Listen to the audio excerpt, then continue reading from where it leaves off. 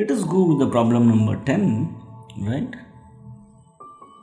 Here the question is, which of the following is the equivalent to 1 by x to the power of minus 4? So we need to find the equivalent. So they have given 4 options, right? So that is nothing but 1 by x into 1 by x into 1 by x into 1 by x, or otherwise x multiplied with x, right? X, or 1 by x multiplied with 1 by x. So x they have given. So none of this. Let us check out here. 1, the given expression is 1 by x to the power of minus 4. Right.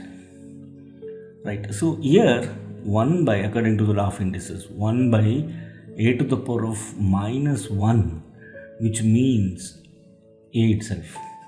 Right. So because the power is negative and it is in the denominator place, so that's what it is going to be, a itself. So 1 by x to the power of minus 4, which is nothing but x to the power of 4, which we can rewrite. X to the power of 4 means we need to multiply x 4 times, that is x dot x dot x dot x. So this is going to be the answer. Right, option B is the right one.